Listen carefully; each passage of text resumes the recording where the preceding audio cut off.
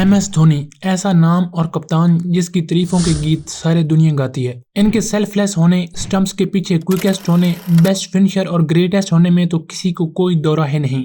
MS की इन सारी tactical brilliance पर तो एक पूरी सीरीज बन सकती है, लेकिन हम आज के इस वीडियो में डिस्कस करेंगे कि कैसे MS ने एक वक्त में भारतीय टीम को शोहरत और कामयाबी की बुलंदियों पर पहुंचाया। आज की इंडियन टीम एक ICC ट्रॉफी जीतने के लिए पिछले 10 सालों से तरस रही है। इंडियन टीम की यही सिचुएशन 1983 के वर्ल्ड कप जीतने के बाद भी थी, जब वो अगले 24 साल ICC ट्रॉफी की राह देखते रहे। लेकिन आपको ये सुनकर हैरत होगी कि इस बीच में एक वक्त ऐसा भी आया जब इंडियन टीम ICC ट्रॉफीज पर राज करती थी। जी हाँ, आपने सही सुना। जो काम कई इंडियन लेजेंड्स ना कर सके, वो सिर्फ 24 साल नौजवान ने कर दिखाया था। 2007 से 2013 के दौरानिए को अगर golden period of Indian cricket history कहा जाए तो गलत ना होगा।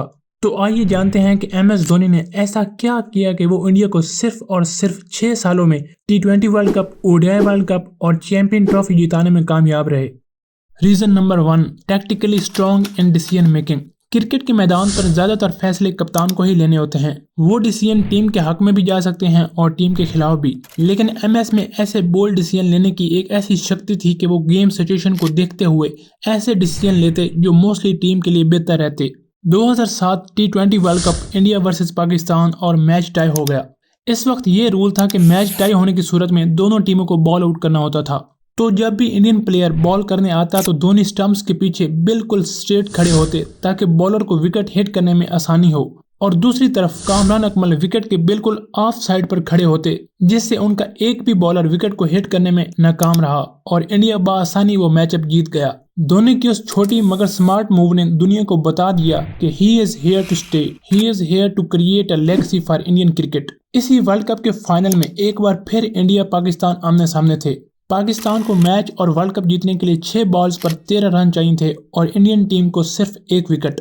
और ऐसे समय में MS ने आखिरी ओवर एक यंग बॉलर को देने का फैसला किया जिसका सिर्फ 3 मैचों का एक्सपीरियंस था, और जब उन्हें दूसरी ही बॉल पर वेल सेटल मिसबाह हक ने 6 लगाया तो MS धोनी जोगिंदर शर्मा के पास आए और उन्हें बोले, इनको कितने रन चाहिए ये मत सोचो, बस अपना सारा फोकस अपनी अगली बॉल पर रखो, और हाँ, इस बात की चिंता मत करो कि हार गया तो क्या होगा, वो मैं जानूं और मेरा काम। जब आप ऐसी सिचुएशन में बॉलर को ऐसा कॉन्फिडेंस देंगे तो वो कैसे परफॉर्म नहीं करेगा, और इसके बाद इस मैच में क्या हुआ आप सब जानते हैं। इसी तरह जब 2011 के ODI वर्ल्ड कप के फाइनल में इंडिया श्रीलंका के खिलाफ 277 का बड़ा टोटल चेज करते हुए 114 रन पर 3 विकेटें गंवा चुका था, तो सारा स्टेडियम पवेलियन से युवराज सिंह की राह देख रहा था। लेकिन ये क्या, ये तो युवराज के बजाय MS धोनी बैटिंग के लिए आ रहे हैं। अरे भाई, इसने पूरे वर्ल्ड कप में किया ही क्या है। अपने बेस्ट इन्फॉर्म बैट्समैन को इस सिचुएशन में ना भेजने की क्या लॉजिक बनती है। बैटिंग पर आते वक्त ये सारे सवालात क्राउड के साथ साथ MS के माइंड में भी चल रहे थे, लेकिन वो जानते थे कि यही वक्त है टीम के लिए खड़े होने का। और MS धोनी का बैटिंग पर आने का वो डिसीजन सिर्फ हीरोपंती दिखाने का नहीं था, बल्कि उसके पीछे एक प्रॉपर स्ट्रेटजी थी कि हमें लेफ्ट राइट के कॉम्बिनेशन को कंटिन्यू रखना है, और दूसरा ये कि MS जानते थे कि वो मुरली को अच्छा खेल सकते हैं और उन पर प्रेशर बना सकते हैं, और बाकी जैसे वो कहते हैं, रेस्ट इज हिस्ट्री। इसी तरह 2013 की चैंपियन ट्रॉफी के फाइनल में MS की विकेट कीपिंग से लेकर फील्ड प्लेसमेंट सब स्पॉट ऑन थी। बाकी 10 खिलाड़ियों की परफॉर्मेंस के साथ साथ एक और चीज जिसने इंडिया को सिर्फ 130 रन डिफेंड करने में बढ़िया रोल प्ले किया, वो थी MS धोनी की कैप्टेंसी।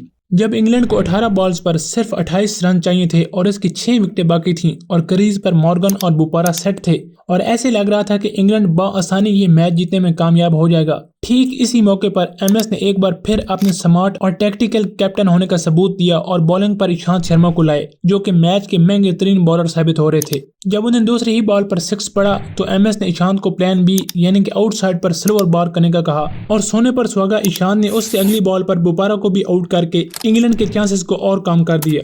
एक और इंटरेस्टिंग चीज जो कि सीनियर कंडीशंस में और T20 फॉर्मेट में बहुत कम देखने को मिलती है, वो ये कि MS ने आखिरी 5 ओवर्स में से 4 ओवर स्पिनर से करवाए। MS धोनी पहले इनिंग के दौरान ही पिच की कंडीशन को समझ गए थे कि यहाँ पर स्पिनर्स का बॉल ही ज्यादा ग्रिप और स्किड करेगा, इसलिए उन्होंने इवन 3 ओवर्स सुरेश रैना से भी करवाए। अगर उस मैच में MS की अल्ट्रा अग्रेसिव और टैक्टिकल कैप्टेंसी ना होती तो शायद ही इंडिया वो मैच जीत पाती। Reason number 2, best use of given resources.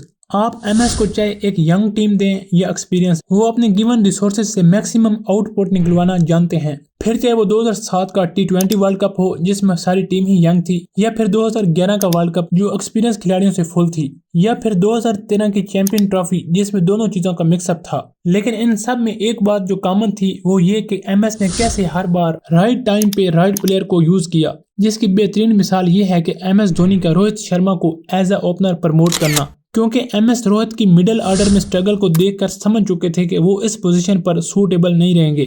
लेकिन इसके साथ ही वो रोहित के टैलेंट को भी अच्छी तरह समझते थे, इसलिए उन्होंने एक स्मार्ट मूव चली और उन्हें एज अ ओपनर भेजने का फैसला किया, जो कि रोहित के कैरियर में एक टर्निंग पॉइंट साबित हुआ, जिसका एतराफ खुद रोहित भी करते हैं। इसी तरह जब युवराज सिंह 2011 के वर्ल्ड कप से पहले बिल्कुल आउट ऑफ फॉर्म थे और 23 मैचों में सिर्फ 2 50s बनाने में कामयाब रहे और टीम में सब उनकी सिलेक्शन पर सवाल उठा रहे थे, तो ये एमएस ही थे जिन्होंने युवराज को बैक किया और फिर वर्ल्ड कप में जो तबाही युवराज ने मचाई वो सब जानते हैं।